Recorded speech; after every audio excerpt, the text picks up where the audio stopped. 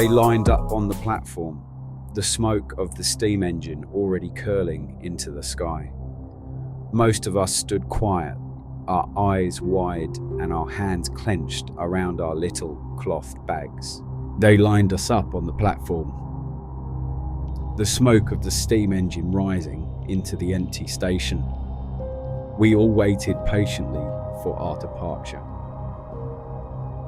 They told us our parents were just at the hospital, that they'd be back to pick us up soon, but they never came back. The train pulled into the station with a low, heavy whistle, swallowing the deafening silence as we left to the unknown. Men in dark coats waved flags and shouted orders.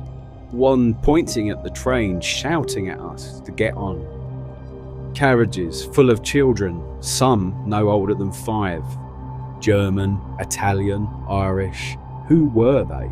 Some were crying. A few were laughing, but not for long. No one really knew where we were going.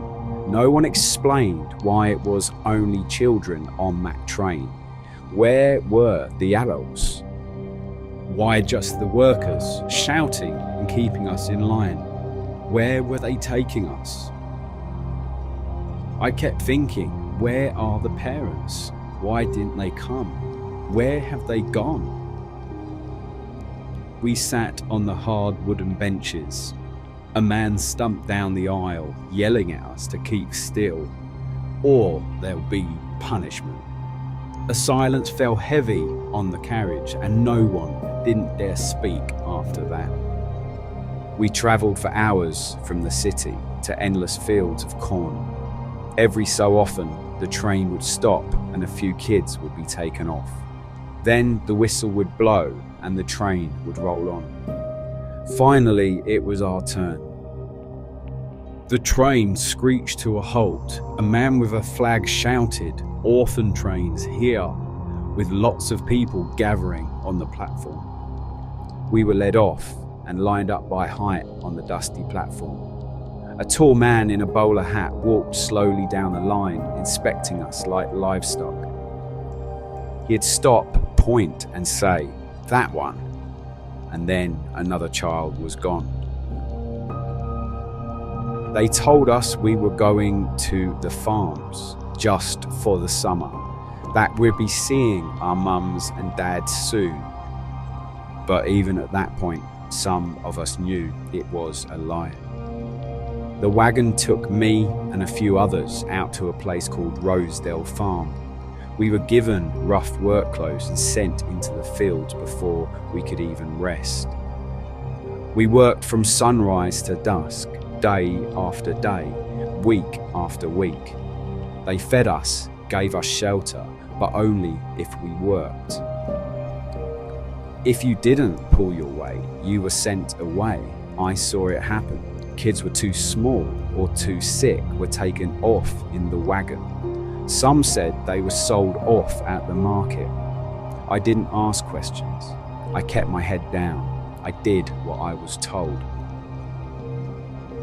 The man who ran the farm wasn't really cruel, but he had a job to do, and if you couldn't help him do it, he found other kids that would. The summers turned into years. My parents never came. The letters we wrote were never answered. Eventually we stopped writing to them and their memory of them just faded away. The farms became our way of life. By 1929, the orphan train stopped running. Thousands of us had already scattered across the Midwest, living and working on farms, adopted and taken into families. Some had it harder than others. Then the war came. They said bombs might fall on the fields, and we were told to hide when the sirens went off. We had already been fighting a war all our lives, a war where we had to survive. I worked through those years and I held onto one thing, that this one day will be better. And then the war ended. Things didn't get easier right away. There was poverty, hunger, too many people chasing too little work. But I was grown up by then. I had left the farm and moved to the city. So here I am, 40 years later. Every morning I stand on the train platform, coffee in one hand, briefcase in the other. I look around at the faces, young ones, old ones, and I wonder, were they on the orphan trains too? Did they make it out like I did?